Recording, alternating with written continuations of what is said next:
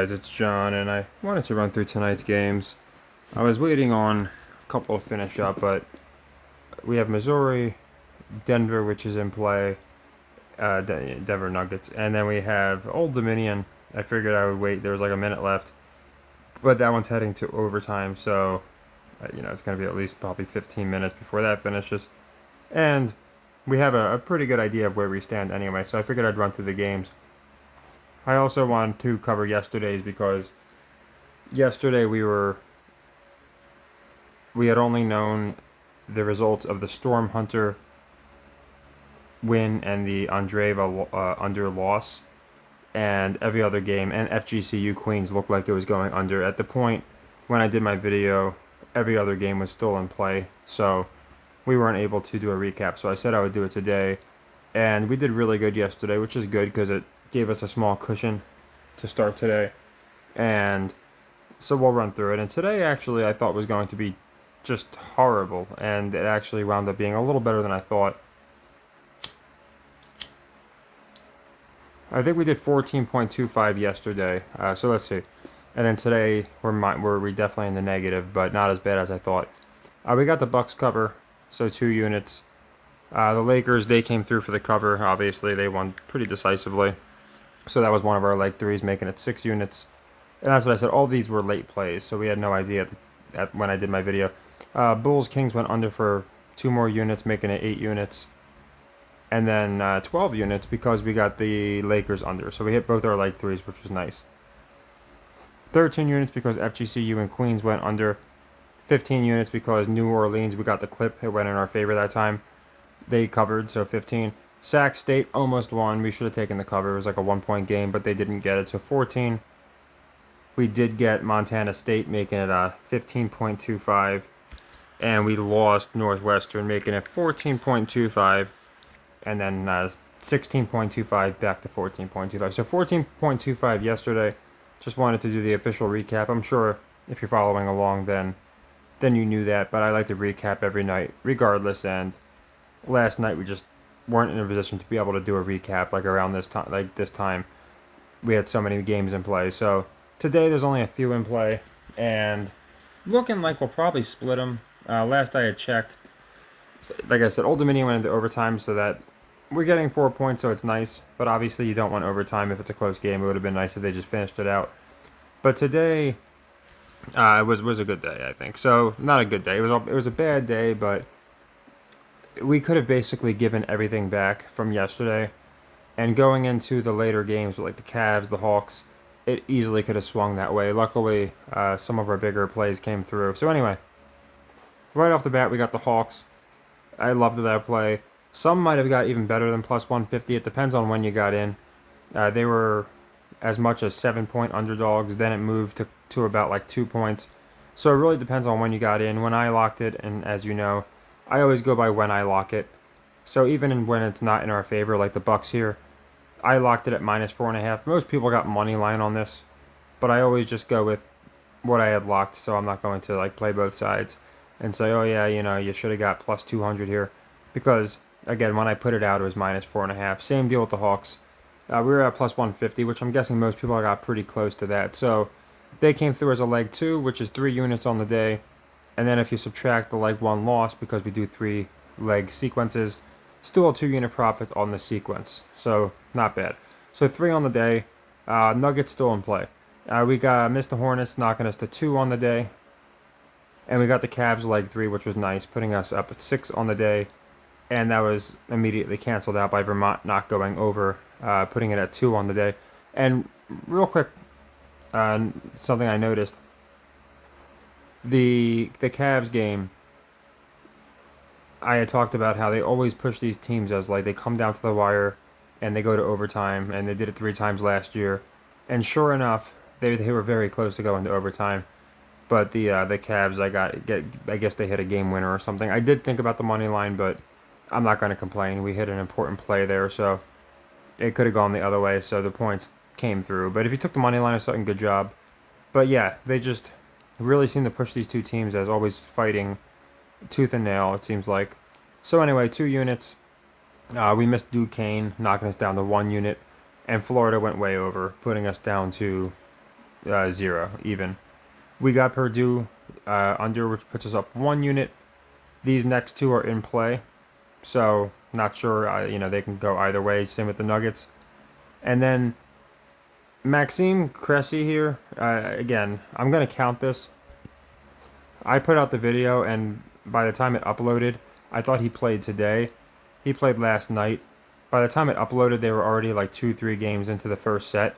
So I'm not saying that again nobody took this, but I would imagine not many people took this just because again he it wasn't a lot of time that I had put out. I thought it was today and it was yesterday, but I'm still going to count it as a loss because the again I put it out, so anyone that followed it lost. And then tennis was rough today. We lost 7 units in tennis alone, which usually tennis is the deciding factor. It puts us in the positive. Today, not so much the case. So the Hawks really helped out because, again, it was just 3 units that came through at a good time. And of course, the Cavs kind of saved the bacon. If that went the other way, we basically would have given back almost everything we got yesterday. So that really helped out. Today, unfortunately, tennis wasn't good to us, and that happens, of course. So anyway, with these two in play, so dead even, and then -6 because we were at dead even after Cressy lost, -4 more for Radionova losing, and then -2 more for Frutiva losing. So -6 units is where we stand. So we could finish as bad as -3, or I'm sorry, as bad as -9, which wouldn't be fun. But again, because we built such a nice lead on Monday, at least we'll still be up like 5 units on the week, which is still nice. It's good to be in the profit after a rough day. And if we get a split, it could swing anywhere to, only being down 3 on the day, which is amazing if you consider how, in my opinion, how bad of a day we had. Or we could stay right around 6. So we got 3 1 units in play. So the worst we could finish is down 9, I believe it's 9, and the best we could finish is down 3, I believe, or anything in the middle. So again, nothing crazy. Really rough start because we started off before the first tip. We were down 7 units if you played all 3 of these tennis matchups. So not easy to come back from that. And then we missed Vermont, which was an earlier game. So we were like down 11 units really before any of the other games started. So I thought it was going to be a rough day. But the Hawks and Cavs came through big time. They were, both of them really helped us out. So again, looking at around -6, could be, again, between -3 and -9. Kind of a big window, but again, these 3 games are in play, and I figured I'd get our video out. We have some tennis matches tomorrow. So anyway, not a bad day, but so far a pretty good week. And if we're able to get the split, then we could be close to still up around double digit on the week. We could be up around 7-8 units on the week. So that's what I'm hoping for, especially after, again, in my opinion, a pretty putrid day. So again, it's another reason I like this system. I keep saying it, but in the long run, the numbers do bear out, and they just do. There's going to be days we have bad days, but typically we have better good days than bad days. Our bad days a lot of times is like -4 units, -5 units. We've done our -15 unit days and still finished in the profit that week. But typically we'll get something like this, and then on our plus days we'll do really well. Again, I think it's because typically we have a pretty good leg 3 hit percentage, and then a lot of times on leg 2, leg 3s, we'll run ones like this where we're getting plus 150, and we're going to get exponentially better value. So yeah, I know a lot of people have been asking about the system and sending some very nice messages telling me that it's been helping them and that they really like the metrics. So I'm glad to hear that. So yeah, just wanted to run through that. Yesterday's because we weren't able to. 14.25 yesterday, and today anywhere from -3 to -9. We'll just call it -6 for now. So let's go into tomorrow. I got Roman Soflin beating Evans. Now you could just take him to win. He's only about -140, so it's not like you're getting juiced too much. But I do not like getting juiced at all. I'm just not a fan. So I think the best play is a parlay here. Andreeva looked in form. I always look for players that look in form. And against Angola, she got to go in the second set. Also, like Storm Hunter, we did get her in the last game. the last match we took her, but she's typically a doubles kind of player, and I think Volleynets was actually her partner. Because I remember I had played a match. I'm a degenerate, so I had played a match just because it was on, and I think it was those two. But Volleynets is primarily a doubles player, and I just don't think they're going to push her. This is the Indian Wells. This is the tournament, in my opinion. Roddick kind of alluded to this, where you really start your run to the French Open. So I think they want some of the names to be established, but also there's going to be some upsets.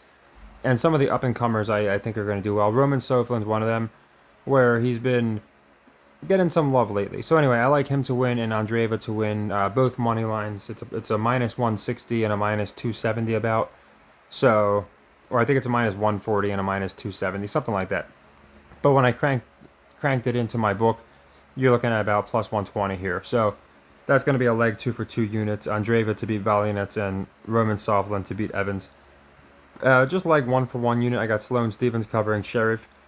Minus 5.5, you know, having to win by 6 games is a good amount. And Sloane isn't exactly a top player. But again, she's like an up-and-comer who they like to push. I could see her making a run to maybe the quarters in the round of 16 here in the Indian Wells. So I like Sloane minus the 5.5 games. I got Eubanks winning outright for plus 130. Again, another guy they pushed last major. He did pretty well, I believe. Maybe it was 2 majors ago. I think it was the the U.S. Open, and they kept talking about how he was the first black guy since Arthur Ashe to be on the courts and look, going as deep as he went. So I think they're gonna definitely get him out of the first, second round here. So I like him to beat Nakashima at plus 130 for 1 unit.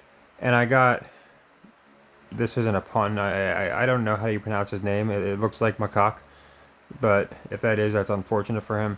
But I have Makak covering Wawrinka here, 3 games. Again, I think a lot of people are just going to take Wawrinka because of the name recognition, and they might not pay too much attention to Makak. So, yeah, if I'm mispronouncing that, that's my apologies. That really looks like how it's pronounced, which again, I feel bad for him. But, yeah, I think he's going to cover the 3 games. That's for 2 units because, again, I think Stan's a guy like Andy Murray, all these other guys, Fabio Fognini. I feel like they're just here now to steal from the public. That's just kind of the vibes I get. The up-and-comers, in my opinion, and not even just up-and-comers, but guys that aren't on their way out, I think are going to get the edge. And again, Wawrinka at plus 180 looks a little too good to be true. So I like the cover here for Makak. Draper O'Connell. I've been watching a little bit of him on he was on the Challenger Tour not that long ago. And I watched him play some pretty good players. And this just seems like a 3-setter. Both these guys, I feel like they're going to have, a lot of times when you have, again, 2 guys that are starting to make their way up the circuit, you'll notice a lot of the 3-setters. So, and it could be a 2-setter that goes over. So, I thought about taking O'Connell to win. It looked like a nice upset value one. But they got Draper looking pretty good. So, I'm just going to take the over 21.5 games for 1 unit. So, a decent bit of tennis tomorrow. We got 4 plays. Only 1 leg 2, but still, just like today, tennis can definitely flip the day. Hopefully tomorrow it flips it into the positive. Now for our first leg 3, we only have 2, I believe. For 4 units, I got the Warriors covering the Bucks. The Warriors just suffered the worst loss, I think, since they got Steph Curry. And now all of a sudden they're 3.5 point favorites. I get you can't go by every single game. But after that, I think maybe some of the public is thinking, oh, they're going to come back strong. But I think a lot of the public is looking at, okay, the Bucks just went nuts without Dame. They were able to win without Dame. And against a good team, the Clippers, we got that cover. And the Warriors got blown out, so most people are probably going to be on the Bucks money, all over the Bucks money line. So I think the Warriors definitely win. It's going to be a question of if they cover. I think they will. Blazers, because Thunder is so good against the spread. And I think the Blazers should be getting like 14, but 11.5 is about right. So it's more of a metric play. Thunder great against the spread. Another one I could see the upset, but I'm just going to take the straight up, the spread for 1 unit. Lakers cover Kings only 1 unit, just because we just got the Lakers as a leg 3 for 4 units. They might go on a slight cover spree, but I still believe that they're going to play the Warriors in the play-in as the 9 and 10 seeds. And for that to happen, the Lakers can't win too many games. So I'm not saying they can't win back to back or something. That's why I have them winning here. But I don't want to overinvest and make it for 4 units. I like the Warriors play better. And we only have like 2 open leg threes, like 2 open sequences heading to a leg three, I believe. So I try and pick the ones that I like the best, and I like the Warriors better. So I think the Lakers will cover. I just don't think. I think again, them playing the Warrior or the Lakers, yeah, will cover. I just think them playing the Warriors in the play-in would be very interesting. Rockets Clippers, I like that for a leg two to go over 224.5. Both teams suck on the over, so usually you'll see this set around 216, something like that, even lower than that. But to be set in the mid 220s, kind of like the Nuggets tonight. Now I'm not saying they're going over, but Nuggets Suns set in like the 220s when, again, both teams suck on the over. I just felt it was a little trappish. So again, just playing the metrics, I think this one goes over. More people should be on the under. Got the Wizards covering the Magic. Very suspicious line. The Wizards have been trash, and here they are only getting 6.5. Another one that kind of screams money line, but it could be a win no cover. So I'm gonna go with the 6.5 points here for the Wizards for 1 unit. I got St. Joseph's covering Richmond. Same deal as above. But Chris pointed out to me, and again, Chris is always pointing out very important observations that we would have done much better this year. As of late, we've been doing a little better with the money line. I think that's because of tennis. But typically, like and just in general, still, if we had just played all the spreads for all the times I took money lines, we would have fared significantly better. So I try to stick as much to the spreads as I can. And Richmond has a lot of like 4 point victories, stuff like that. So got St. Joseph covering them 6.5 for 1 unit. I got Incarnate Word covering Texas A&M, Corpus Christi. We're getting the exact same spread as we got yesterday when they played New Orleans, 13.5. And Texas A&M Corpus Christi is still in like the 70% against the spread. Incarnate Word's in the 30%. So that's why I like this matchup, because you have one team that really sucks against the spread and one team that's really good against it. So I like that for leg two. And our other leg three is we're going to try and go back to back on Minnesota. We faded them. Actually, I think we got two leg threes on Minnesota out of the last 3 plays. So they were missing a lot for us. Just kept covering. That typically will happen with like one team, but they're still sitting at 82%. I don't think they're going to finish in the 80s. It's been a while, I think, since that's happened. And again, you're typically going to have a team finish at like 75% to 78%. So 84 or something percent, which if they win, they'll be pretty close to that, like between 83 and 85%. Just very high. So public, I think, will be on Minnesota. So I got Indiana covering them as a leg three for 4 units. We're getting 5.5. And then East Illinois, who we were taking their overs a lot because for a while them, West Illinois, Dartmouth, all teams we stopped having to take were terrible on the over. SMU, Rutgers, these are all the teams that paid us off throughout the year. And 140.5 is kind of high. Now, I had that same logic with Vermont today, and it didn't work out, so I'm not saying it always works out. But again, I think more of the public's going to be on the under, so I got East Illinois and SIU going over for 1 unit. So yeah, like I said, good bit of tennis tomorrow. I brought this up before. Typically, when we have like a healthy amount from each sport, now that was the case today, and of course didn't work out, but typically, when we have a healthy amount from each sport, we do pretty well. We get to pick our spots. Again, not a ton of NBA games. I just picked the spots of the games that I like the most, that looked the most obvious. And in college, we're playing basically the metric plays. So hopefully we have a good day tomorrow. I think we will, as I always say. And in my defense, we have more good days than bad days, or we wouldn't be up, obviously.